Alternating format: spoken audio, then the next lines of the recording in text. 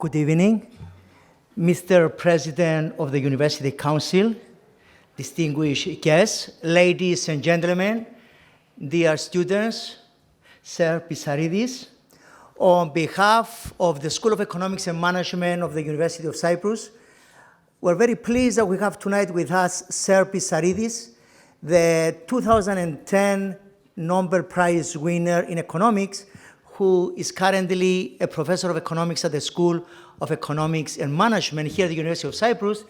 And he's going to present a very interesting topic which relates to technological advancements in robots and artificial intelligence and how these advancements relate to labor markets. Indeed, an interesting topic, a topic that affects all of us. There are so many unanswered questions which relate to these technological advancements have any global effect on employment?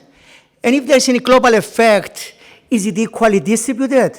How does it relate to different nations or to different industries? Also, these technological advancements, do they create global value?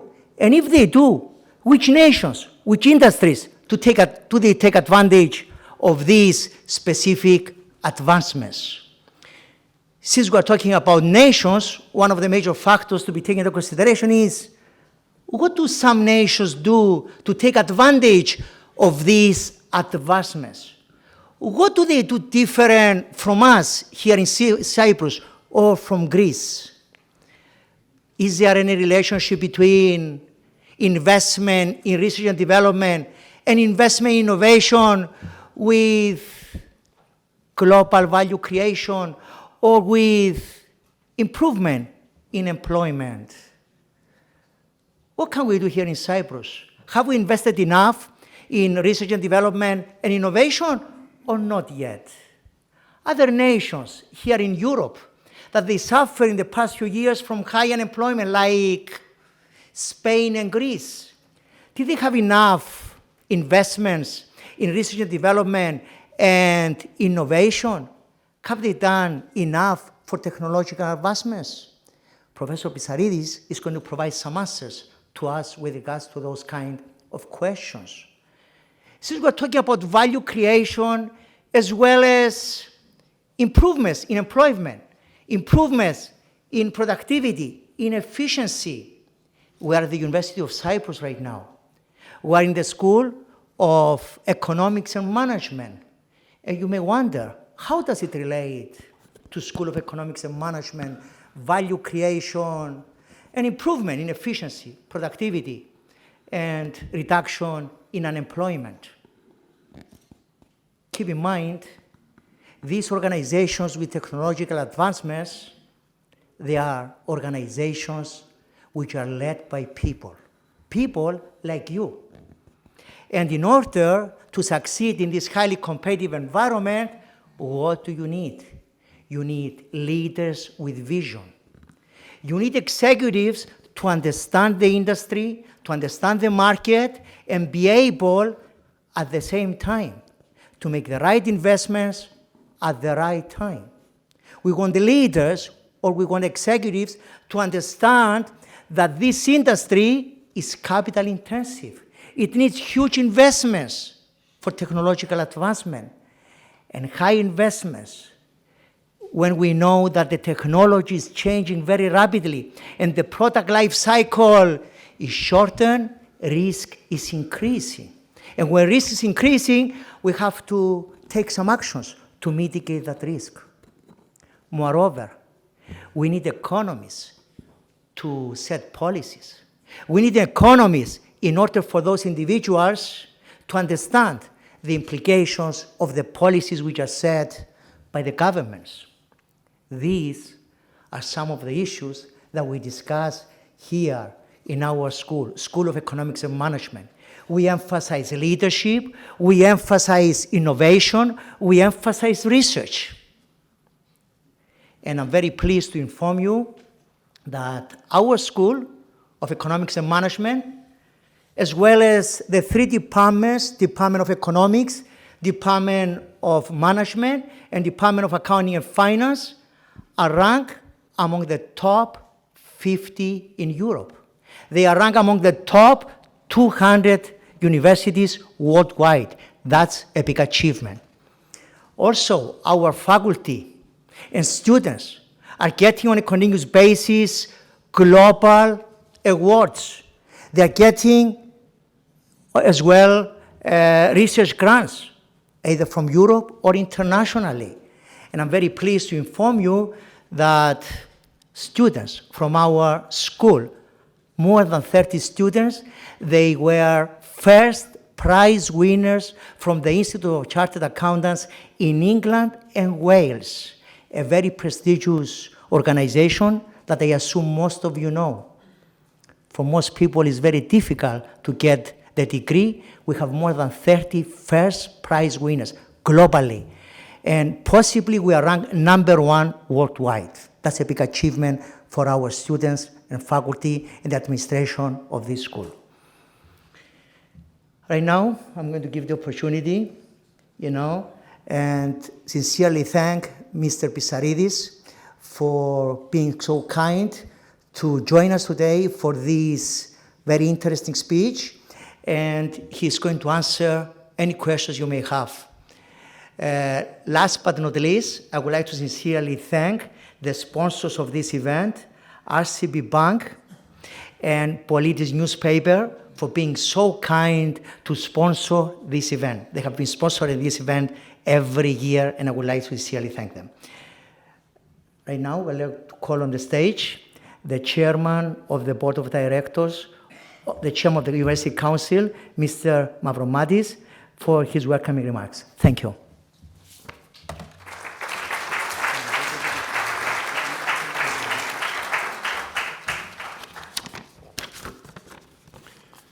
Ladies and gentlemen, dear friends, dear students.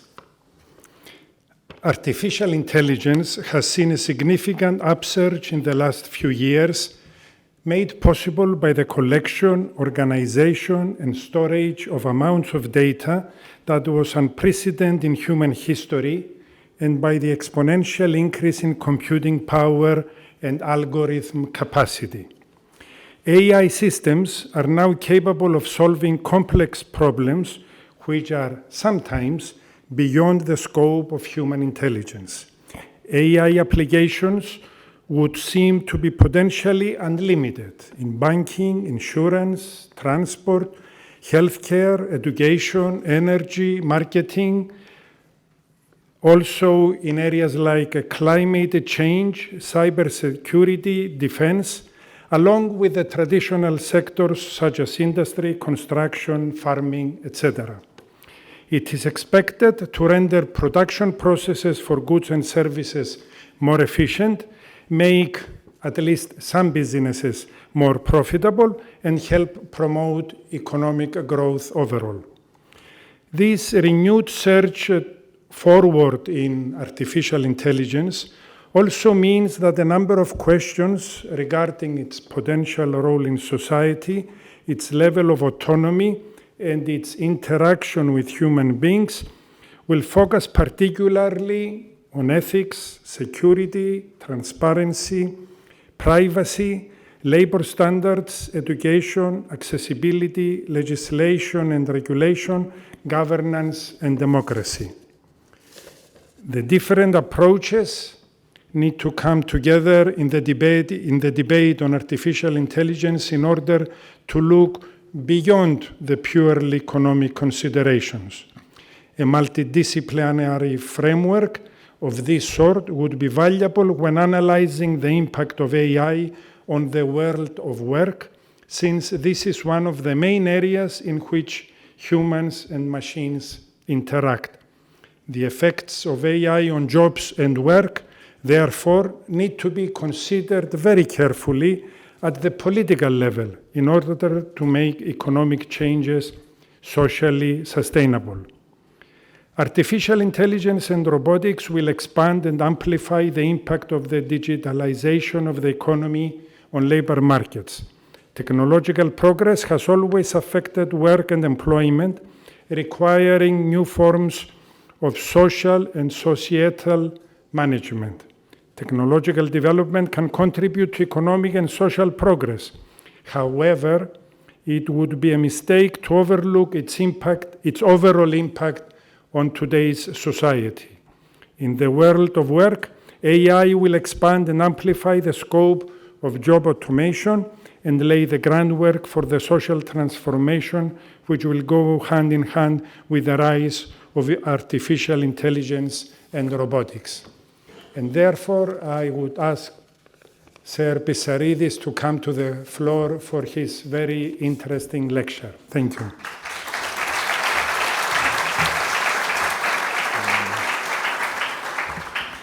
Okay, thank you very much for those undeserving introductions. I'll try and do my best not to disappoint you. My topic for today is artificial intelligence and what it does to the world of work. It's sometimes known as the future of work, and what is it? And of all the topics that are attracting international attention currently, this is really number one. It's undisputed and number one. It started something like 3 or 4 years ago. I've been struggling to understand it, in fact, for the last 15 years as to what's happening to the world of work with, sorry, it's moving on its own, with artificial intelligence and robots. Let me just see. No. One because there are too many controls here. Page up. No. Wait a minute. Never mind.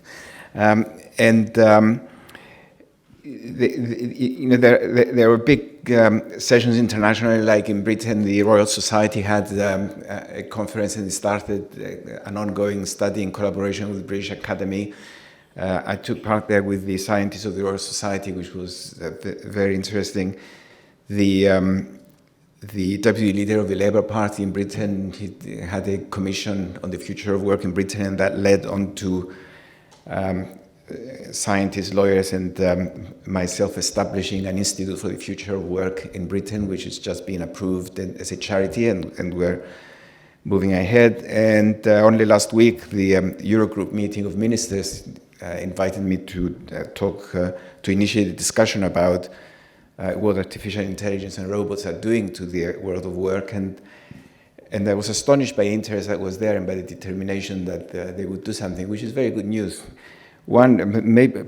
Possibly though, the biggest discovery that I made, being in a private room with the 17 ministers of the euro area, is how much better it is to participate in discussion with ministers when there are no cameras around. It's just like two different personalities when you see them in front of camera on TV, and then when you see them behind closed doors, when you're kind of sworn to secrecy, which is good news. I think there should be a lot more private decisions and deliberations happening with politicians.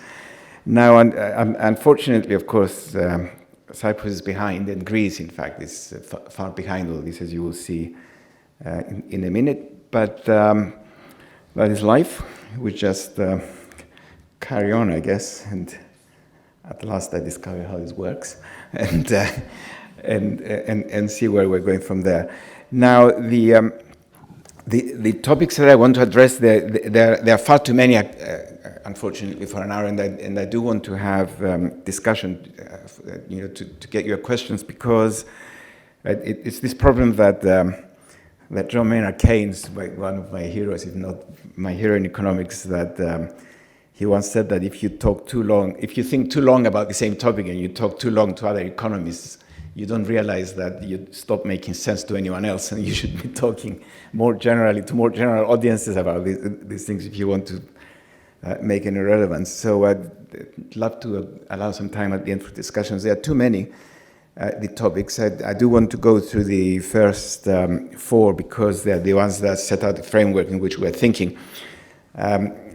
Health and care is my favorite example now that is affected by artificial intelligence, and I'll show you how.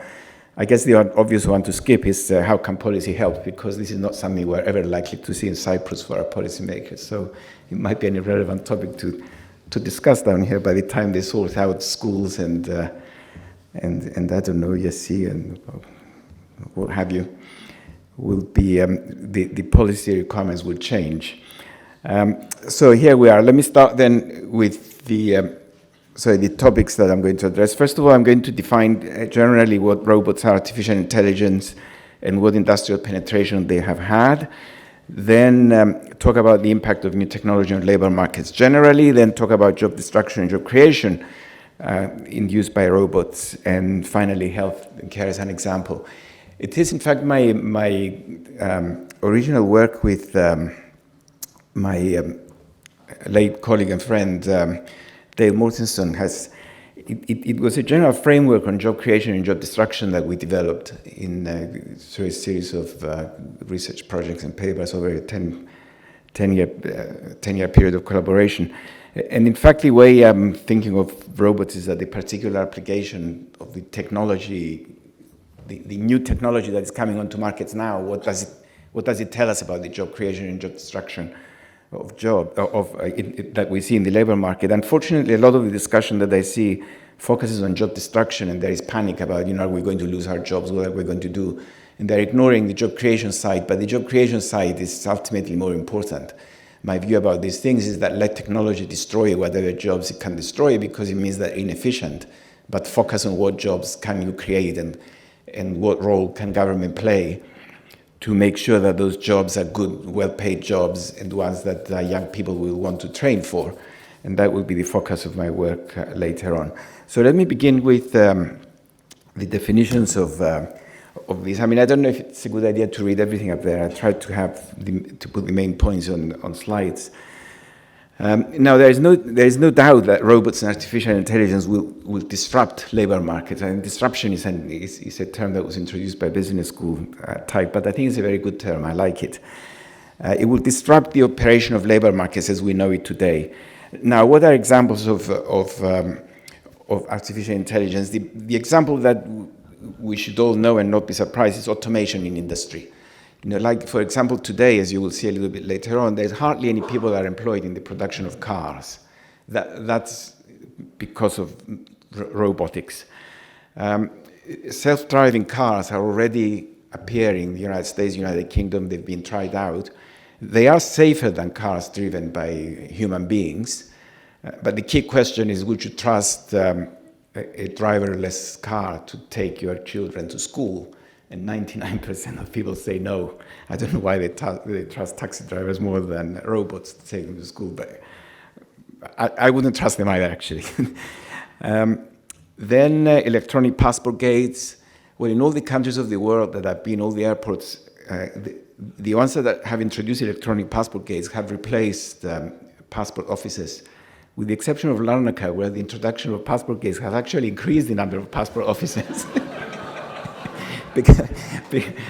Because what you do is go through the electronic gate, someone comes and advises you what to do. I mean, last time I was going through, the guy insisted that I should take my glasses off, otherwise the machine will not recognize me. Everywhere else they do, but anyway, I did. And then they give you a piece of paper, and then you still go in queue, the old passport case. I'm just so puzzled. I hope someone is working for the immigration office here to tell us why. What's the point? But anyway, if you want to avoid artificial intelligence at Larnaca Airport, there is a very good trick. Just take out your Cyprus ID card. Don't use your passport, because the machines cannot read ID cards. There is someone standing next to the passport gates. You show your ID card, and he says, okay. And then various electronic devices like Alexa and Siri and all that. I mean, that's artificial intelligence as well. That's the kind of thing that I mean. Now, what are robots? The big innovation in robotics is that they become self-controlled devices. See, robots have been in existence for a very, very, very long time, but they were screwed down on the floor and they were just moving arms. The big innovation, though, now is that they move around. And in fact, they're developing soft robots as well, agriculture in developed countries like United States, Germany, Britain, is completely controlled by robots. Robots collect your fruit, they take it to packing stations, they pack, they go, it all works like that. The Amazon in the United States employs about 45,000 robots in its warehouses. They walk around corridors, they take goods down, they put them into boxes, they take them to the packing station where they're dispatched. You put the address on and they're dispatched. That's the big innovation in robotics. Now, research in this thing started very early. In 1958, in fact, was the first year that the United States Research Funding Agency gave a grant for the study of artificial intelligence and the impact it has on labor markets. In 1968, there was an economic report to the President of the United States outlining the challenges in labor markets from AI. And it was very similar to the report that was written about 5 or 6 years ago by the same group, the Council of Economic Advisors in the United States. So the sort of principles and the theory behind it have been around for a long time. That's why I said I've been struggling for something like 15 years to understand what's going on. But no one was interested because they didn't have any applications. Now the applications are starting. Now I want to talk about the industrial penetration of robotics so far and where are we going. Now it is difficult to measure the penetration of artificial intelligence. You know, how do you measure it? It's not possible, but it's quite easy, at least for statisticians, to measure the penetration by robots. And in fact, there are organizations that actually count the number of robots that are employed in different industrial sectors. And what they show is that growth in robotics was very, very slow until about 2010. And then suddenly it took off. And of course, it may or may not surprise you, I don't know, but where it's really taking off the application of robots is in China and Southeast Asia. And here it is. I mean, where the blue line is in the entire world. These are the actual number of robots that are working in industry. And where it says Australasia, I mean, I added Australia and Asia together, but it's really China is behind the driving force there. And Europe and the United States are having moderate increase. Africa, there is nothing at all yet. The Chinese, in fact, are following the wrong economic model, as it were, for growth, in that once they industrialized on the basis of cheap industrial labor, and they lost something like 45% of their labor force that was employed in agriculture. Agriculture used to be something like 70% at the death of Mao. Today it's about 12 to 13%. All that became cheap labor in industry that we all saw. As soon as wages in industry started rising, then they skipped the next stage of economic development, which would normally be to introduce better technology into industry. And they're moving on to robotics, replacing the workers before they actually became well-trained workers. It will be interesting to see what the outcome of that is. But of course, the reason they're doing it is that they want to compete with Japan and the United States and Germany. Those are what they consider to be their peer group, although they should really be thinking more about the rest of Europe, if you like, and other Southeast Asian countries as their rivals. It will be interesting to see how it goes, but they are determined to do it, and they claim that they will do it. Now, there are big differences between countries. The leaders in robotics are Korea, Japan, South Korea, of course, Japan and Germany. And you can see it here. These are robots for per 10,000 employees. I've left out the one robot per 1,000 employees. I'm afraid Greece is below 1, so you won't see it appearing on this list here. But you can see that South Korea, Japan, and Germany are clear leaders. Italy, of course, is very high, partly because it has a flourishing automotive industry, but partly because the Italian trade unions are just so difficult to work with that every Italian industrialist prefers to work with robots instead of workers. I once had the good fortune to meet Sergio Marchionne, the guy who saved Fiat. And he said to me, I'm taking Fiat out of Italy. I said to him, you cannot do that. I said to him, it's like taking the Prince of Denmark out of Hamlet. And he said to me, I'm going to do it, wait and see. I said to him, why? He said, I just can't stand trade unions. It's impossible to work with Italian trade unions. So I said to him, what about robots? And And in fact, that's what he was thinking. So Fiat now is completely automated, which, as far as I know, but the poor man is no longer with us, of course. Now, the other countries that are quite successfully introducing them are the Scandinavian countries. The United States is doing well, quite in the middle. Britain, surprisingly, actually, is doing rather poorly. And of course, China is doing very poorly on average, but its rate of growth is the fastest in the world, just because of size. Another thing worth noting when we're looking at penetration of robotics is that the automotive sector, car production and transportation, use a lot more robots than any other industrial sector. If you look at Japan, for example, they use 4 robots. Sorry, this is just the number. The number per 10,000 employees, 1,400 robots per 10,000 employees in the automotive industry, and only 200 elsewhere. And the same goes with Germany. The Mercedes, Audi, and BMWs that you drive around here have been built by robots. No person is involved. I don't think any human hand touches what goes on there. And it's the same in all the countries. Now, let's now switch a little bit to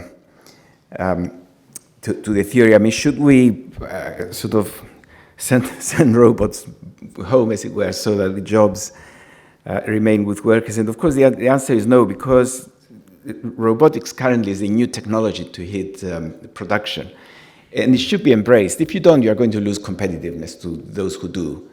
And you're going to lose your industry. If you take, why is German industry so much more successful than British industry?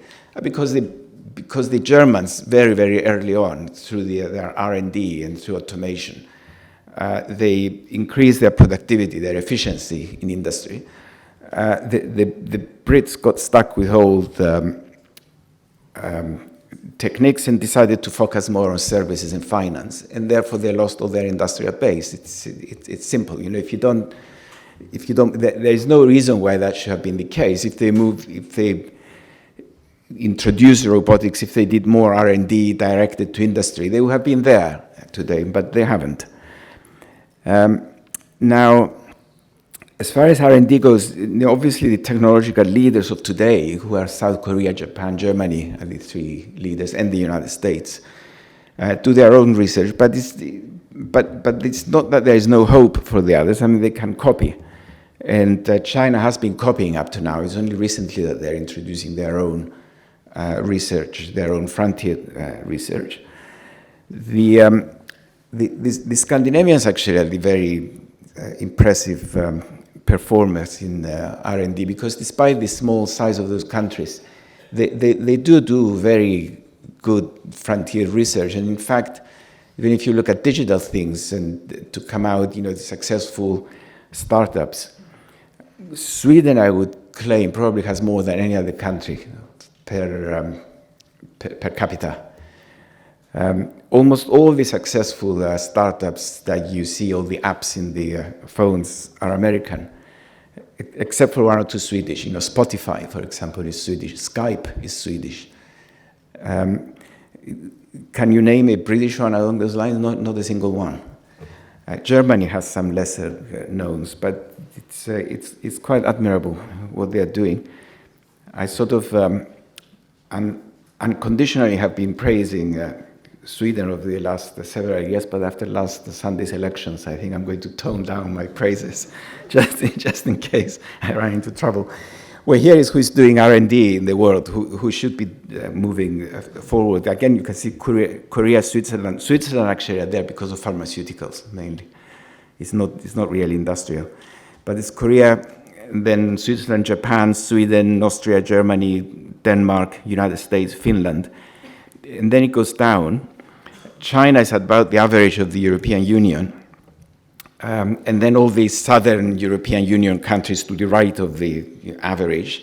I did highlight Cyprus there because it does appear there, something like 0.5% of our GDP, which is something like 5 million euros spent on research every year, something like that. 1% of our GDP is about 1,000, no, a bit more, 700 million euros. Now, in terms of what kind of R&D are they doing, the vast majority of R&D in the countries that have a low density is business R&D. Now, what's very interesting here, that I find at least being in the university environment, is the R&D that is done in collaboration with universities. And this is where you see the big successes of Sweden and Germany, and where China is failing, because they just don't trust university academics to do the acceptable research. You know, there is always a party secretary sitting in university boards that they much prefer to have their research done by state enterprises. Surprisingly, the UK is doing very little, despite the big reputation that their universities have. But if you see the universities that have big reputation in the UK, the ones that do the R&D that is relevant to industry are Cambridge and Imperial College London, probably. The others are into philosophy and social science and things like economics and so on, which is not really directly industrial collaboration. It's, I mean, it is important, as I'm going to say later on, if we do get to policy, that new ideas come from collaboration between universities and industry, rather than just the ivory tower of the university. And here is more detail of the R&D done at universities. One of the reasons, and again, the Scandinavians are really top here, how much research they are doing. That's why they have all the successful startups. But one of the reasons I want to put this here is that Cyprus is not doing too badly, at least doing better than Latvia, Montenegro, China, Hungary, Russia, Romania, and Bulgaria. There you go. At least better than Romania and Bulgaria, which is not the case with any other statistic, actually, that you might want to use. But anyway, here we are. But and this university research is about 300 million. No, what am I saying? 3 million euros. 3 million. Yeah, I got it wrong when I said before 700 million. 7 million. R&D in Cyprus is about, research spending in Cyprus is about 7 million altogether, and it's about 3 million at universities, which is here, of course, almost. It's through our European finance projects that we have here, which brought us up at least the big majority of it. Anyway, that's what I want to say about the definitions of artificial intelligence and where it's coming from, the penetration.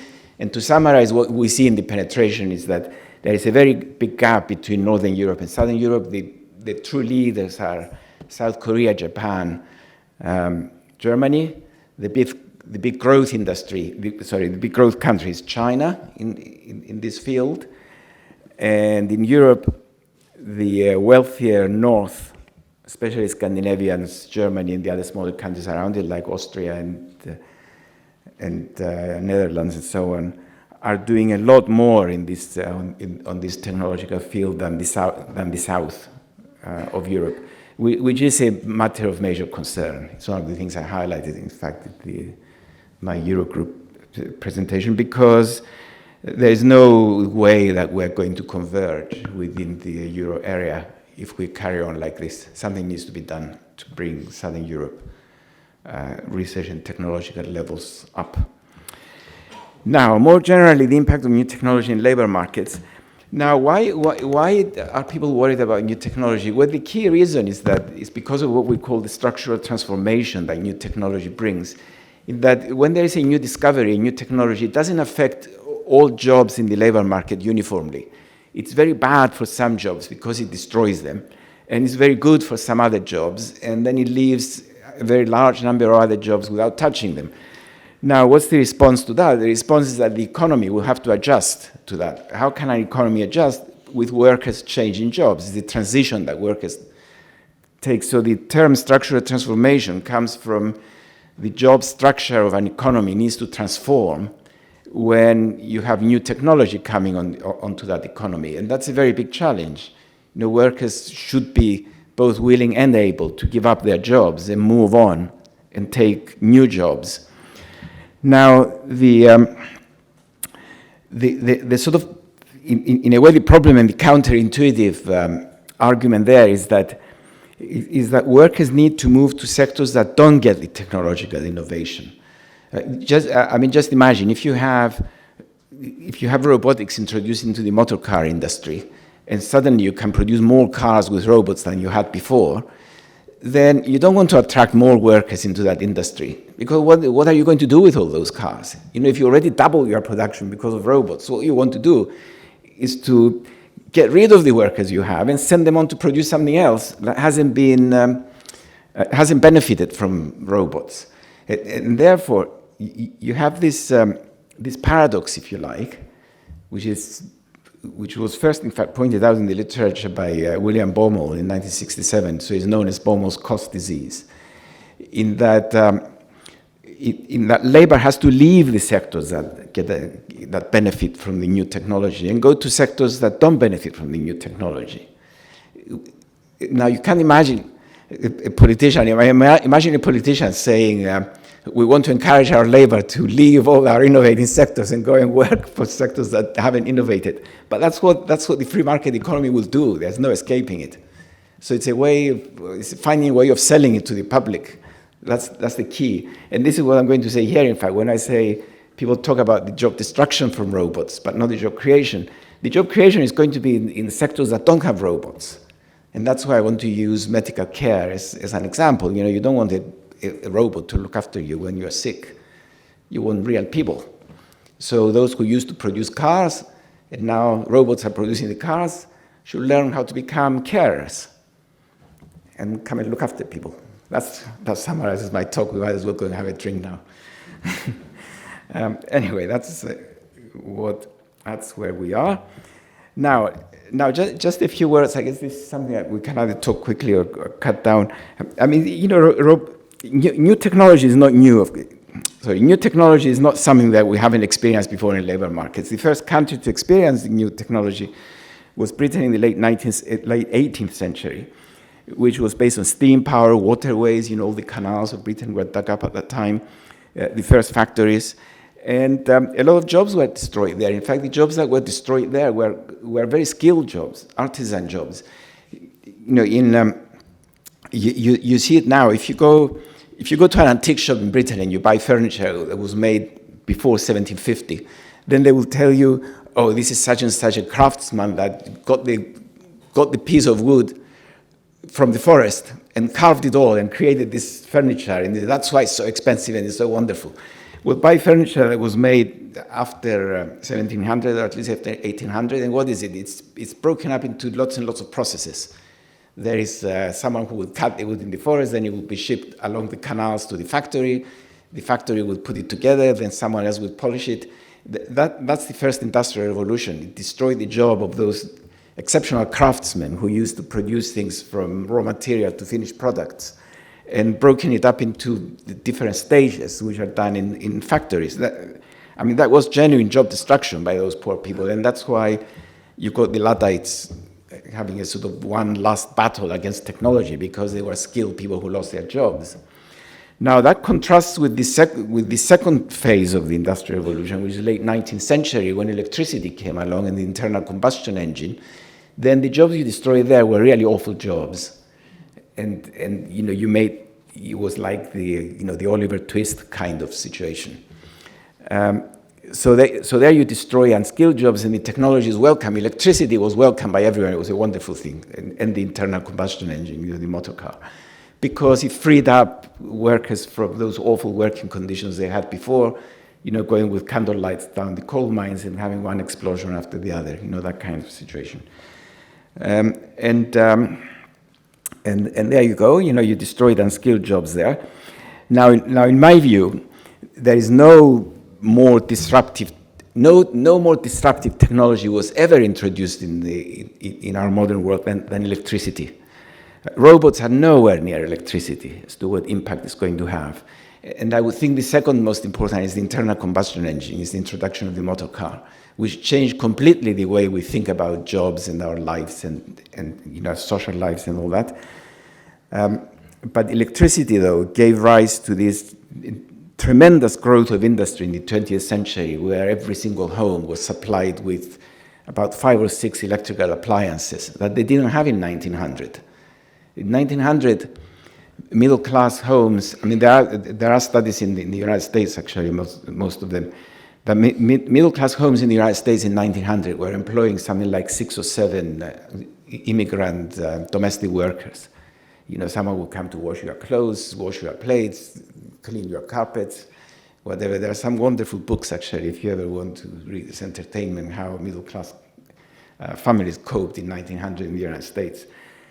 Go back to the United States in 1970, and they don't employ anyone, or at best one person, because it's all done by vacuum cleaners, refrigerators,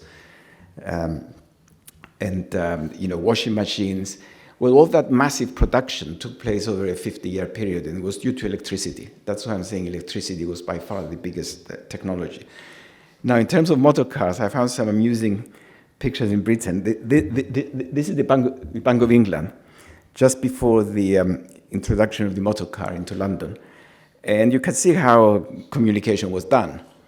All those horse-drawn vehicles or walking along, middle of the road, policemen everywhere, complete mess.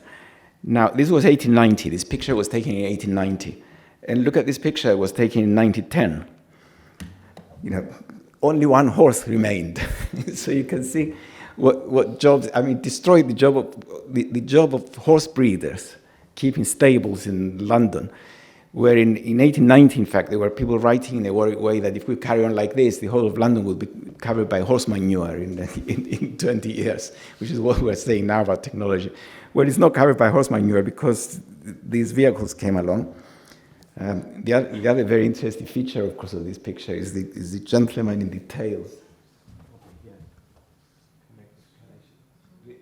Over here.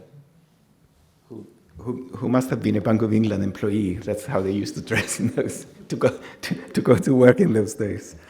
Oh, shame we lost all that elegance that they used to have. But anyway, this is it. Now, once we got electricity and once new technology started coming on, penetrating industrial production, of course we started losing industrial employment, and all the employment was moving on to services, which were not benefiting from the new technologies. An example of what I told you before, that labor, if you leave the free market alone, labor will move away from the technological sectors and into the ones that don't have new technology. And you can see it here. I mean, the green line is industrial employment in Germany, and you can see how it's declining, although industrial output is rising. And that's because of new technology, productivity is rising. Same with the United States, which is even below Germany, the blue line. The only country where industrial employment was rising is China, but even the Chinese are facing, after 2012, they're facing a sort of slight turn, which is one that carries on in a way. And you can see the sort of other side of the coin, if you like, of that service employment rising and rising. In the United States, you now have 80% of the population employed in the service economy, not benefiting very much for this new technology. Germany still has about 60, Britain has about 70. Okay, now let's switch to the digital revolution now. The current technologies, of course, they're based on digitalization, where by the way, in terms of linguistics, if you're interested, for some strange reason that I don't understand, in America they call it digitization. In Britain, digitalization. You would think that by this time they wouldn't, they would agree on common words to describe things, but no. Different. I prefer digitalization, although it's a longer word. It's sort of, it turns more easily to say it. And although it's a new technology, it is causing the structural transformation that I mentioned before, but in a different kind of way, and that's what I will try and show here. Now, in contrast to electricity and the assembly line that it enabled, the new technologies we have now, they're destroying skilled jobs. And I think one of the reasons that there's so much concern is that the people whose jobs are being threatened are the more articulate people who could join trade unions and write in the press and talk and so on. And that's why people are so much more worried. Now, what is the key? If you try, like I said before, in the first industrial revolution, the key was steam power and canals. In the second, it was electricity. Then computers come along. It started sounding like the World Economic Forum, actually. They are now saying we're in the fourth industrial revolution. What is the key? The key actually is big data. I think Manthos actually mentioned it, that it's big data. We now have data. We now have huge data sets, and we have massive computers. And no person can analyze those huge data sets in the way that computers can. We don't even understand when they analyze those huge data sets. And that's where it all comes from. Feed all that data onto a computer, applying to a specific task. That specific task might be playing chess. We have millions of chess games are recorded electronically. Feed them onto a computer, and then ask that computer to play chess. And it's better than the best human chess players, because it can very quickly process all the moves that were done in the past and come up with the winning move. And that's how Kasparov lost to Deep Blue, I think was the one he lost. Same with the game of Go in China. It's the big data that matters. Now, of course, those who want to defend human beings against the machines is that they can only do one thing. Like if you want to have a chat with Kasparov about the environment, if you want to go and have a cup of coffee, he will happily come along and chat to you. But try and have it with Deep Blue, I'm afraid you'll be very disappointed. He will just be saying king to X2 or whatever, in that we haven't been able yet to use the big data in the multitasking that human beings can do. They say that Julius Caesar could do 7 things at the same time. In fact, I'm sure you'd be very offended if you could hear that, because ordinary human beings you meet in the street can talk and think about more than 7 things at the same time. We're much more able in that. And the same goes in if you look in diagnosing, in driving cars, it's the same thing. We have huge data on what the driving car should do. Don't hit anything. If you see something move, stop. If you see a red there, stop. And we feed it in and it's done. So given what big data can do,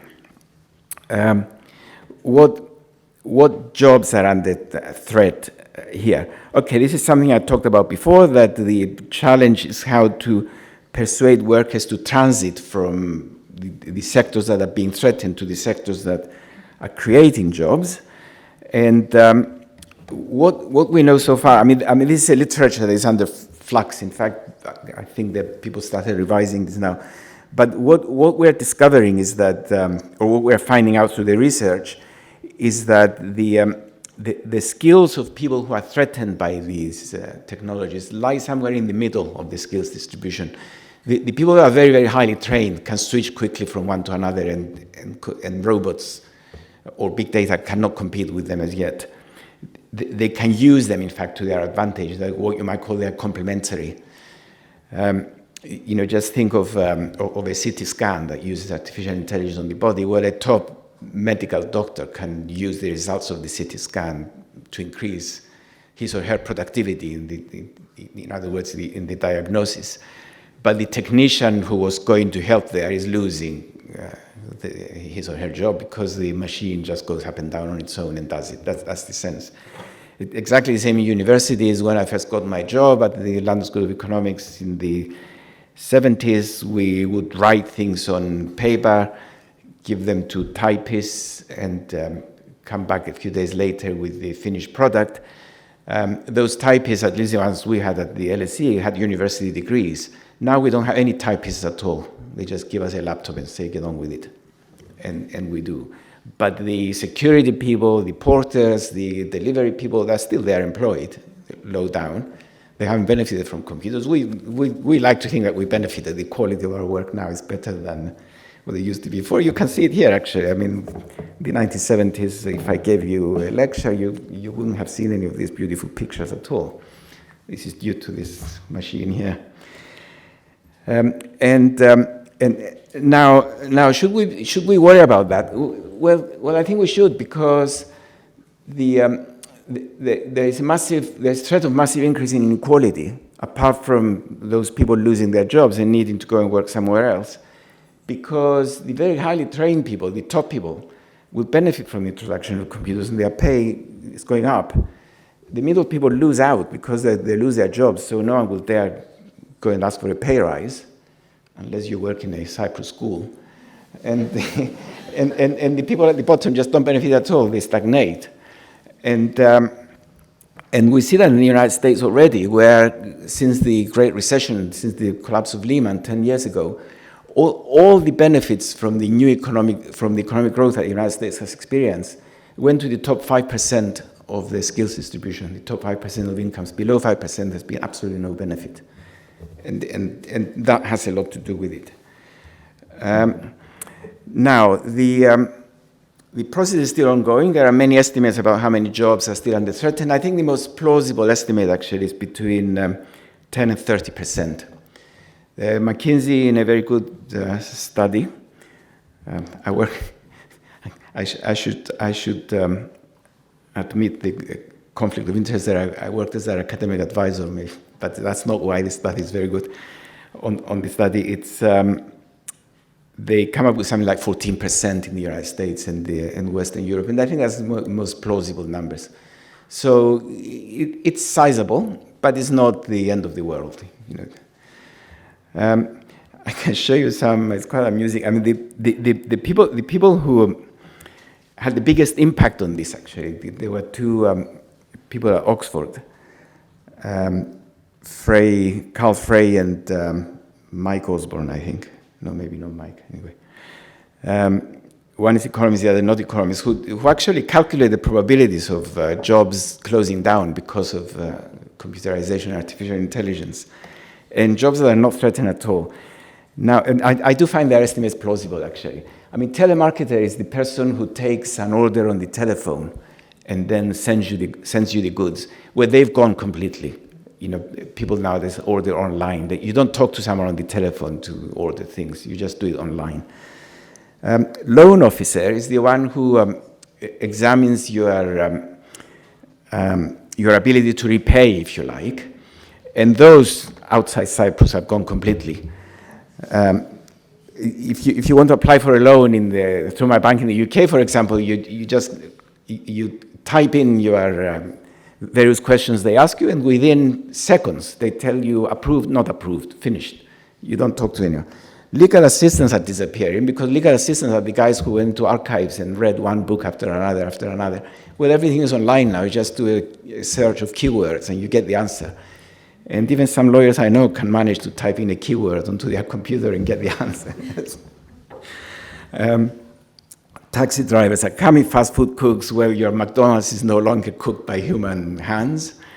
But if you see the ones that are not threatened, they all involve situations of the mind, which is what computers are not good at. Mental health, social workers, zero probability practically, 1/3 of one.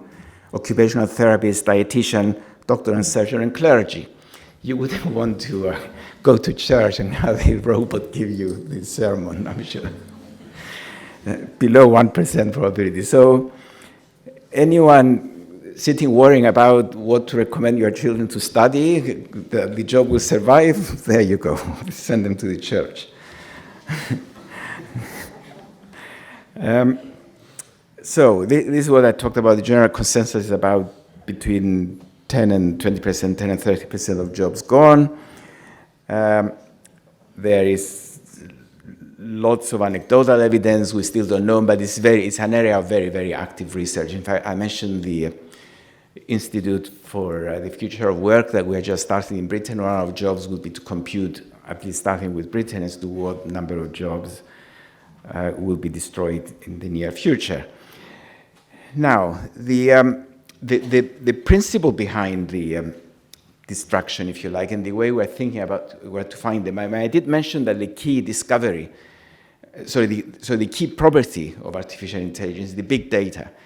So anything that repeats something that we observed in the past is under threat. So if you like, if we take the medical diagnosis, for a well-known disease where we have lots and lots of data from the past, a computer could give you the diagnosis by entering the characteristics of the person because it can process that data. But some very unusual disease that very, very few people have had in the past, a computer will not be able to analyze it. You need a surgeon to work out and think what's likely to be here and there. And you can apply the same in almost everything. Anything working in a predictable environment. You see, chess is a predictable environment because there's a fixed number of moves you can make. There are many, but they're fixed. Mental health is unpredictable because you don't know how the mentally sick person will react to something that you say. And therefore, mental health cannot be automated, but chess could, or well-known diseases could be automated. Now, another thing, since we're economists, another thing to bear in mind is that it's not only technical capabilities that matter, but it's also cost. If I can automate something, but it's going to be very, very expensive, and I can employ labor cheaper to do the same job, then of course I'm not going to automate it. And that's why, you have in China, moving on to robotics now, that labor is becoming expensive.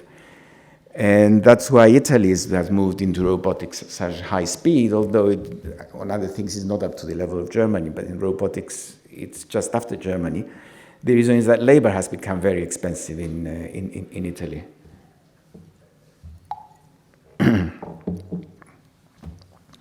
Okay, now, let's move now to the job creation. What's going to take the jobs of these things that we mentioned? Well, first of all, we should say that one way that the higher productivity that comes from robotics and the higher income, it will be taking as increased leisure.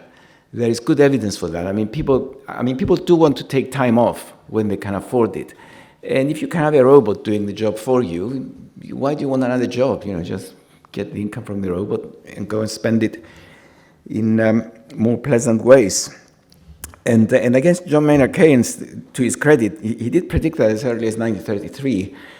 He wrote a paper called Economic Choices, economic something for our grandchildren. And he was saying there that our grandchildren might be able to work only 15 hours a week because of new technology.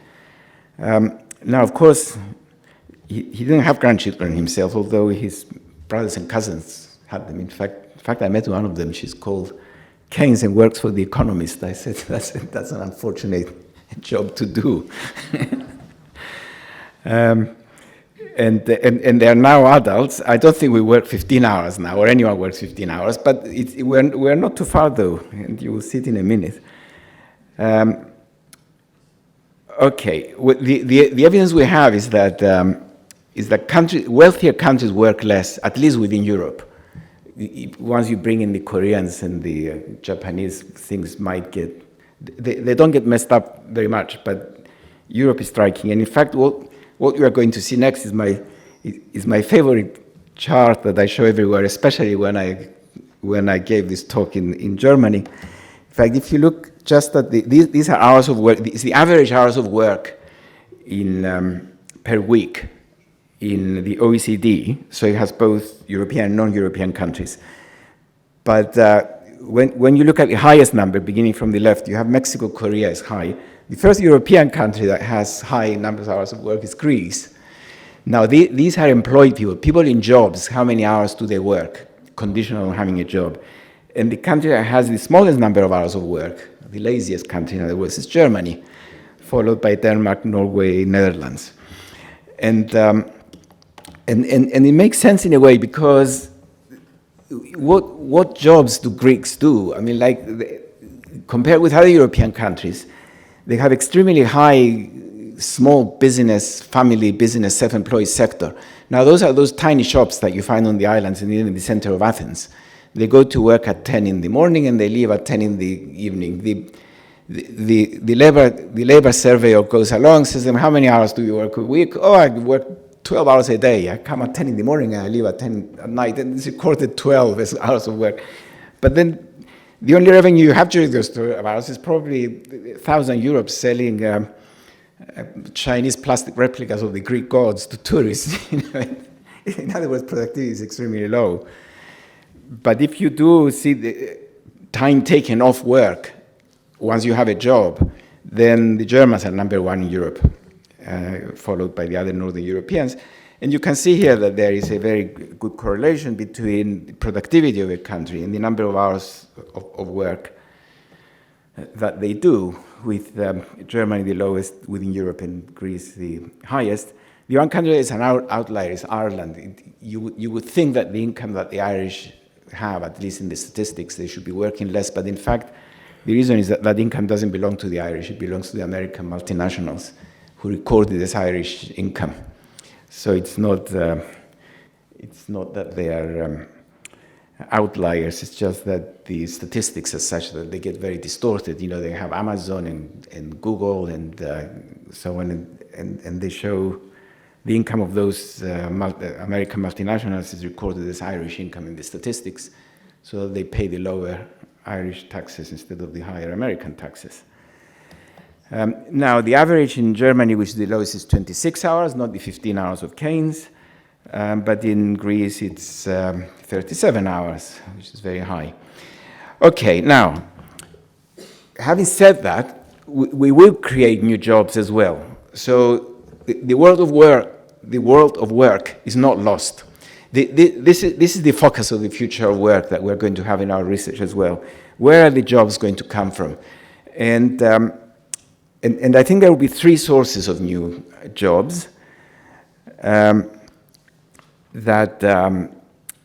will create enough new jobs, if you like, to employ those losing their jobs. The first one is that existing companies will invent new tasks and just switch their employees between the tasks. The best example there is bank branches. Now, a few years ago, the main function of bank employees behind the counter when you enter the bank was cash and checks. You go in with a check and then you write cash on it, you give it, and you take your money back. Now they don't do it now at all because you get your money from an ATM machine. In fact, I did try to go into my bank in London with a check to cash, and they refused to cash it. And I said, but it's your check, it's your bank, you know me. I'm sorry, we don't do this thing anymore. Why don't you use the ATM? And then I insisted to see what would happen, and they called the bank manager out. We had a brief talk, and then he said, okay, do it for him, but please in the future use your debit card and get it from the machine. But then if you see how many people sit at the front desk, they're the same number of people as before. In fact, statistics show that the number of bank tellers, what the Americans call bank tellers, has not gone down. The reason is that they do other things. When I went to cash my check, she looked at the check, then she looked at my account, and she said, oh, I see you have a lot of money sitting in a current account. Wouldn't you like to consider our saving products? He said to her, no, I want £100 for this check. It's what they call relationship banking. They try and engage you into investing more for them, making you feel attractive. There's a coffee machine nearby. This is a situation where the big employer invents new tasks to improve the service to the public. You know, if you're desperate for a coffee and you cannot afford Starbucks or wherever you want to go into a bank branch and say, I want to talk about your savings products, and you get wonderful coffee. Okay, so that's number one. Number two, they are the very top people, you know, the ones who are going to collaborate in the R&D, they're the ones who are going to develop the apps. You know, the Swedish guy I met who invented Spotify, it's called Ek, E-K. I mean, they're all young people who are just very, very highly trained people who discover these things, they develop them, and they sell them to one of the big American companies, although Ek is refusing to sell to the Americans. He says Spotify will remain European, he said.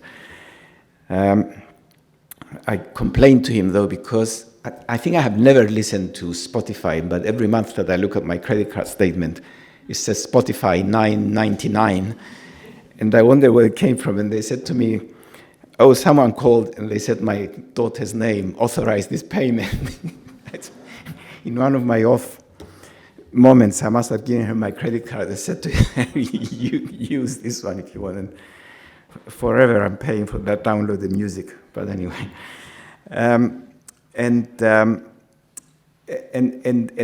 Those are going to be, I mean, it will be a small number of jobs, but it will drive the new technology. And they're the ones that do the collaboration between university and industry and all that. You know, I mean, Silicon Valley is the biggest concentration of these people, and the equivalent Indian one is Bangalore and you know, around Shanghai and Shenzhen in China, and so I mean, you do see them there. I mean, they're small compared with the big economy, but they are the key group that will drive forward the new technology. And finally, the big numbers will be in the new jobs in the service sector that cannot be automated. And well, Korea, I mentioned that Korea was the country that has the biggest robot penetration and therefore the biggest loss of industrial jobs. And when McKinsey looked at in Korea, where do these industrial, what job is the biggest growth job, they discovered also plastic surgeons. Apparently no Korean person is without. I said to them, are you sure this is politically correct to put there that robots destroy jobs in industry and they create jobs in plastic surgery? You said to me, well, it's in the statistics, so political correctness doesn't come into it. But of course, most in Europe, most jobs I think will be in the leisure industry. In fact, I think I have it later on, because as I mentioned, there will be more leisure. In the caring industry, because of, okay, the first two types I talked about. There would be mainly, I shouldn't have this self-advertising. This is not the place for self-advertising. I can't say the words. It would be, the main jobs will be created in sectors that don't benefit from the new technology, as I mentioned before. There will be luxuries, because we are going to have more income and we're going to demand more luxuries. And it will be health and care because of our aging populations. Education, because education is partly a consumption good. You know, go and get 2 degrees instead of 1 if you can afford it. And the hospitality industry. Those are the ones that people will do out of enjoyment, if you like.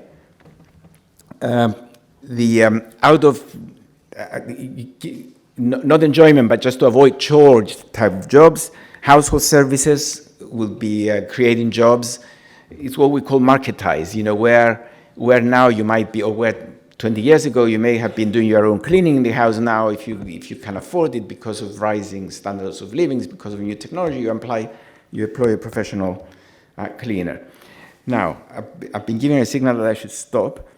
Healthcare is an example. Let me just very quickly actually talk about this, but I won't talk. No, I might talk about that. I just show you the diagrams. You see this here. What you see here is that healthcare is a luxury. What do we mean by that? At least the economists will say that healthcare is a luxury. What we mean by that is care. Make sure here is care, is not treatment. What we mean by that is that if you are poor and you are sick, you get into bed, you cover yourself, you take a few paracetamol and hope that the sickness will go away. You don't do anything. If you are rich and you get sick, you go to a private hospital, you have nurses coming and going, looking after you. It's what you marketize. You marketize your care. And therefore, as societies become wealthier and wealthier, more and more people will take their care out into the market. Now, that's when you're sick. What about parents, aging parents? Well, in societies which are not wealthy, and that includes China, in fact, now that I mentioned it a few times, aging parents are looked after by their children, usually the daughter, who doesn't take a job and stays home to look after the aging parents. In wealthy societies, when children have more education, what do? You get a carer to look after, or you go to a caring home to look after your aging parent if they cannot look after themselves. So you are creating a job, a carer's job, and you yourself go and get a job outside as a trained child, and therefore you create 2 jobs where before there was no job. And that's how, again, health service becomes a luxury. That is a luxury having a professional looking after your parent instead of you looking after your parent. And the same goes with children. There was a very, very interesting survey once that compared Sweden with Italy. It was done by the De Benedetti Foundation. And they asked young parents, where do they do their childcare? And the majority of the Swedes said professional childcarers. We would trust them a lot more than our parents. They asked me to compare parents, grandparents, as it were. So they asked professional people with small children, what would they choose their childcare? Would they choose to marketize it by going to professional care centers, or would they choose to take them to their parents, so the grandparents look after their grandchildren? Not surprisingly, the Italians said, the nonna is the best one to look after my child, the grandmother. Nonna is grandmother, by the way, in Italian, not one who christens your baby. They said, and they said, what about childcare centers? They said, we wouldn't trust them because they're run by the government. And of course, as you know, Italians never trust their governments. I'm sure the answer would have been exactly the same in Greece, if not here, but Greece definitely. They go in Sweden, they get exactly the opposite answer. I wouldn't trust my grandparents. What do they know about childcare in the modern era? Whereas we have really good professionals subsidized by the government in childcare centers, and that's why we take them. That's the kind of luxury that I mean, and that's why Sweden is so far ahead in providing these services. Now, what does it mean about jobs? Well, this is quite fascinating, actually, and the reason I want to do it. You can see, given what I said about Sweden and the Nordics, Norway employs about 20% of its labor force in the caring sector, looking after other people. Denmark, about 18%. And you go down until you get United States, United Kingdom, about 12 to 13%. Go to the other end. China is employing only 2% of its people looking after others because it's all done within the family. But then Greece is only employing about 6% because there's a lot of family work. In fact, Greece is well below Italy, which is around 8%. I mean, just think of that when we talk about job creation. The difference between the Scandinavians and Greece is something in the range of 12 to 15% of jobs. If the Greeks became like Scandinavians in just this one sector, get the government to give you reliable care centers for old people and young people, all the employment problems of Greece have been solved. The 15% unemployment will disappear. So it's not easy. I don't know how you do it, but you can see how striking it is. So when we talk about jobs in the care sector, I mean, they do make a difference. It's not that we mean just one or two things here and there. So here it is. And then in addition, we have the aging populations, of course. Here, where you should really worry about this is if you are Japanese. I don't think there are many Japanese here, but Japan is a very, very rapidly aging society. One interesting thing here actually is where you see the German line, which is second. So Germany was catching up with Japan in aging, but suddenly it turns down. And of course the reason is that they let in so many immigrants in the last few years. It's entirely the immigration that Merkel let in, and that's why she did it. It's causing political problems, as we know, but at least they solved their aging problem. Lots of young workers being given work permits in Italy. Should I say something about? Well, I shouldn't talk about how can policy help, because as I mentioned, it's all done through education, STEM and STEAM. The A in STEM stands for art, for the creative industries. Job creation support policies deal with inequality before we get a Trump-like situation who exploits the rising inequality to get elected, although he's one who's never paid any taxes. And especially actually the perception of jobs, because when you tell people now about carers, they will say, I did hear that in fact, and I was appalled that they said, also we give up our good industrial jobs and we all become nurses and cleaners and all that. It just shouldn't be like that. It's, I mean, these jobs should have more, they should be given more social respectability, and then you might say, how do I do that? Well, it's through pay. You just pay them better, and they become socially respectable. I mean, look what happened to chefs. They used to be cooks, low paid. suddenly we discovered that good food is better than bad food, and they become chefs, and then you can have just Italian by Jamie, and then look up how high he's in the Sunday Times rich list next time. He's very high, I can tell you. Finished. Thank you, Professor Pissarides, for the great presentation. Very interesting. I wish we had more time. We have a few minutes to take some questions. Say your name and your company or institution. Hello, Professor. Andreas Dimitriou, political economist. Thank you for another interesting talk here at the University of Cyprus. What I wanted to ask about is the relationship between the technological changes that you talk about and international trade between countries, especially international trade between developing countries that rely on low-wage, export-oriented manufacturing, and bigger countries that right now face a lot of pressure to either reshore a lot of the manufacturing that they lost in the past, or find a way to increase jobs in manufacturing. And particularly what baffles me is what you talk about, that for the time being, the technological advancements haven't managed to hit the very low wage workers, for example, in China, because until now, and until very recently, it has been more profitable to just employ low wage workers.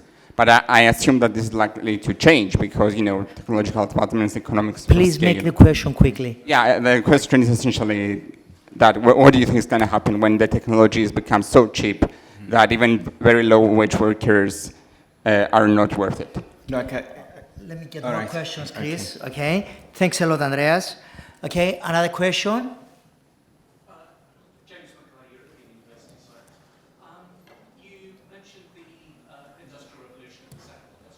We cannot hear you. Can I get the microphone, please? Yeah. I don't know this technology. Okay. You mentioned the Industrial Revolution and the Second Industrial Revolutions, and you said that basically there was no cost to labour. But of course there was a cost in terms of the massive acceleration of the process of Anthropocene, where we have global warming that is at an ever-increasing rate. How will the sort of technologies that we're talking about impact on the need to reduce carbon emissions urgently? Okay, thanks a lot, James. Okay, Chris? Now, on technology and trade, there's a very close relationship, of course, between technology and trade, because, the law of comparative advantage, of course, in trade is king. It hasn't been falsified or anything, which says that the country that has that can produce a good relatively cheaper than another will be the one that will be producing and exporting. Now, technology just comes into that. Now, in the past, and the way we've known our trade models, including the rise of Japan in the 1960s, 70s, the rise of China in the last 20 years, it was based on labor costs. Now it's beginning to be based less and less on labor costs, trade. In fact, it might even be less than half people will say I trade because of the labor costs I see, and that's because of the new technology that has substituted that in tradable goods. There is no labor-intensive goods are less frequently traded in relative terms than before, and in fact, what the situation we're facing now is that in the high-wage countries like Western countries, North America, and so on, that robotics are making the per unit production of many of the traded goods so cheap that their production might come back to these countries, although it was exported to China before. There is this kind of reverse movement of goods, and that's why like the campaign of Donald Trump got it so completely wrong about trade, and he's been implementing this so completely wrong policies about trade, because instead of saying, I'm going to bring new technology there for you, and that's the way that we're going to reduce our deficit against China, he's saying, I'm going to do it by prohibitive tariffs to stop the Chinese from exporting to us. It's a completely old-fashioned. I'm astonished at the fact that their economists advising him to do that, although maybe he's just doing it on his own without taking any advice for economists, which wouldn't be unusual. But you're absolutely right, there's a very close relation between them, and just bring it into the law of comparative advantage and it'll do it. Now, in terms of using the new technology for carbon emissions, the new technology, of course, is much, much cleaner than the technologies we had before, and one of the reasons that China is giving for skipping the middle range and jumping up is that it will be able to produce with cleaner technologies. If you have, you will burn less fossil fuels if you can run robots with electricity to do the job, and they use less electricity in a way, but then you might say, how do you produce the electricity? But that's got nothing to do with the new technology in a sense, because it's a human decision. It's that you have to invent new ways of producing the energy that will drive these machines. What my premise would be there would be that the new technologies are cleaner, or at least they have the potential to be cleaner, and then it's the direction in which you take your R&D, whether you focus more on increasing productivity in the conventional way, or you also do it in a way of reducing emissions. Okay, thanks, Professor Pissarίδis. Yes? Thank you very much. Dikiakos, University of Cyprus. I think everybody is willing to accept that the loan officer is a type of job that can be replaced by a software agent. It has to be replaced, yeah. Whereas the mental health worker is something that we would never accept to be replaced by an agent. Mm-hmm. However, a lot of jobs that are in this loan officer category, and the loan officer, I think, is one of them, rely on models that are fed by data, on statistical models, and we see that there is an increase in this type of decisions taken about humans based on models fed by data which have inherent biases and which, may tell you that, yeah, there is a 60% opportunity that we are not going to pay back your loans, but, for one individual person, this 60% may not be true, and it would maybe the other one. So what are the policy implications about that?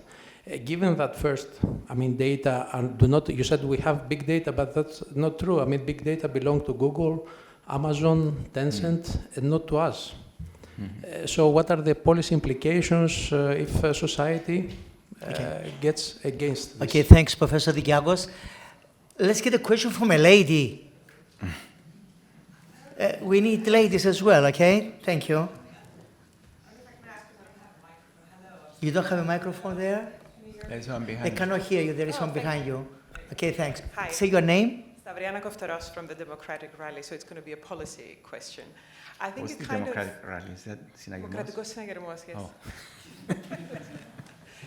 So my question is more, because you kind of inferred... We cannot hear you well. Kind of infirmed about structural transformation, agility, and I think the agility part is related to reskilling and education. Is there any data or any statistics about this relation and how it changes and how countries that are more flexible and agile, how that adds to their GDP? Okay, thanks, Mrs. Koftaros. The last sentence again. How does... The relation between the two and how it adds to the GDP if they're more agile in reskilling the population into new sectors. Okay, thanks. Last question from Mr. Saris. You have to rush towards the end. Could you tell us a little more what the implications are for education policy so that young people can access these better paying jobs? And also, how can we have a fairer distribution of the technology productivity dividend without destroying the incentive to innovate? Okay, thanks a lot, Mr. Saris. Okay. Okay, beginning with the question about loan officer, mental health, big data. You already asked two things there. One of them is that that the big data that the loan officer, that you'll be given a loan or not, might be subject to biases because it's all streamlined. Well, if you go and see a person to ask for a loan, do you think that you get a fairer responsible evaluation? I would trust the machine much more than a loan officer that I meet in a bank about getting a loan, although we're here actually, I would trust the loan officer to give me the loan because he will say, oh, of course, we know about your reputation, but that shouldn't be the case like that. So, although it's not perfect in the sense that there is a limit to how many questions you could ask online to fill in, because if you say we're going to ask you 100 questions and it's going to take you 2 hours to do it, then it's not a good idea. You have to restrict them. I still think you'll get a more objective answer to whether you're worthy of a loan or not than if you go and see a loan officer face to face. The loan officer will probably make up his mind as soon as he sees you. They say things like, if you wear a white shirt with a tie, you're more likely to get it than if you don't.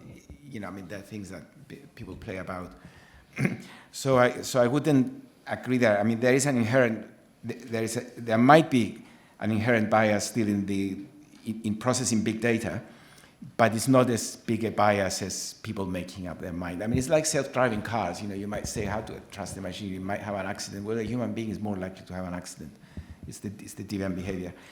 Now, in the big data, you're absolutely right about and I do sympathize with the second one, is that the big data belong to mainly to the online companies.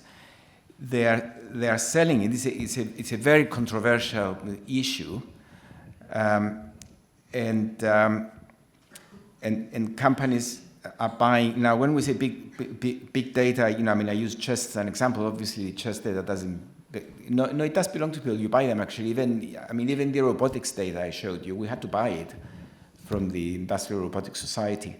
And there is one in the States called Burning Glass data on robotics, which is much more expensive and is more detailed than what I've shown you.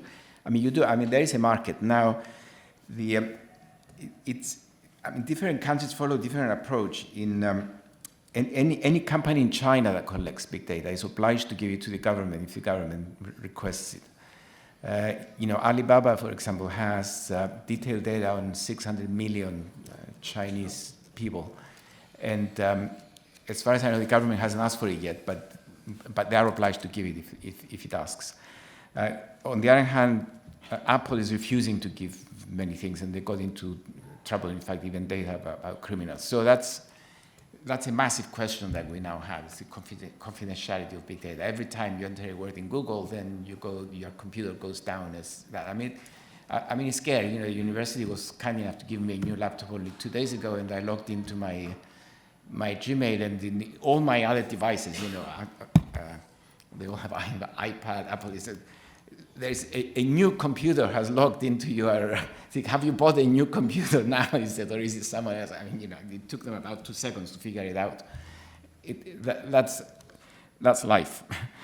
Now, reskilling actually it came at the end of that I did in scope, and also what Michael asked. It's absolutely essential to be flexible, both for companies and for individuals. And one of the changes that we should bring to our education system is to teach subjects that enable lifelong learning and reskilling.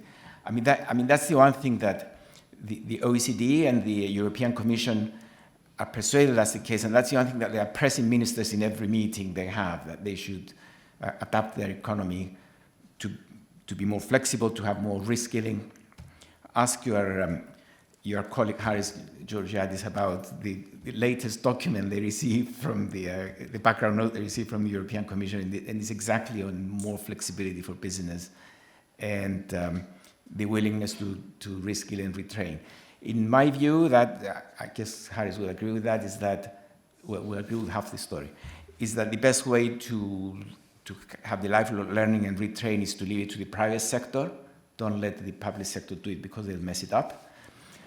But subsidize what they are doing in the way you are subsidizing university education. Here we wanted to, when we set up the university in 1990 under the Vasiliou government, we wanted to introduce fees, to give incentives to people, small to give incentives to do it. Parliament said, no, there should be free education for all. Absolutely not. And they fought and fought. And in fact, the leader of the, well, you know who the leader of the Education Committee, who was #1 fighter against us, was Mr. Anastasiadis. You never forget this. and we ended up doing it. Then why don't they do the same with retraining? Why doesn't our parliament jump up and say, you have to retrain your workers and we're going to give you the money. You should never pay for retraining yourselves. We have to give you the money to do it. I think, in my view, there should be a small contribution from the beneficiary and then a contribution from the beneficiary, another from the government, not 0 contribution from the beneficiary in the university, but 100% contribution from the company. And I'm not sure if the Commission, or I think the Commission probably would agree. Actually, I'm not sure if Mr. Georgiadis would agree. I suspect he might, actually, judging by the body language when we talked about this in the past. And finally, on education policies, well, education policy. If you see the jobs that what do you want your education policy to do? Your education to do in the new work. You want it to be as flexible as possible to be able to gear yourself in different directions. You want it to be as technical as possible because you need the basic techniques there, and you want it to train people for the jobs in the new economy, who will be mainly the service sector, and quite crucially, they involve direct contact with other people. Whether it's the leisure industry or the entertainment industry, the caring industry. You are not working alone in an office anymore. There won't be many jobs like that. You are no longer a legal assistant or something where you work alone with huge books in front of you. And therefore, you want your education to be as flexible as possible, as technical as possible. So teach them lots of maths, physics, engineering, what we call STEM. You want to give some creativity, so teach the basics of art and creativity. That's where STEAM comes on. You add A to STEM, science, technology, engineering, maths, and arts. But then the one that, the key one that most people, now those are accepted by everyone, then the key one is how do you train them to interact efficiently with people? Well, that's where the big failure is. It's absolutely, not only in this country, actually, even in Britain. They come out of school and they don't know how to serve someone. The way you do there is that, at least what would help would be to have subjects like psychology and sociology as part of the national curriculum, the way we have geography and history and the STEAM subjects, because they do help you understand the reactions of people. And then have everyone be prepared to switch around. Don't think that you're going to specialize early on from school and do it. But as I say, this is not just a failure here. It's a massive failure in Britain as well, at least that I know their education system, that they specialize too soon, and they don't teach them at all in how to behave with people. In fact, the behavior is appalling. You must have, many of you must have gone on the London Underground. Well, the worst time to be on the London Underground is the time when schools finish around 4 o'clock in the afternoon, because if you're standing there to get in and there's a train of empty seats, there's no way you're going to beat those young people to the empty seats. They're going to go like this, run, sit there, and there you're standing next to them. And sometimes their teachers are there, and they don't tell them, give your seat to this person. These are so basic, these things, to understand sort of the needs of less young people like you and me. Okay, thanks, Professor Pissarides. I wish we had more time, we don't. We would like to sincerely thank all of you for attending this presentation and for always supporting University of Cyprus. Last but not least, I would like to sincerely thank once again Sir Pissarides for being so kind to come and make this very, very interesting presentation that affects all of us. It was very, very interesting, very insightful, And if you have any questions to raise, we're going to have a cocktail party upstairs for all of you at the back of this building. Once again, thanks a lot, Professor Pissarίδη.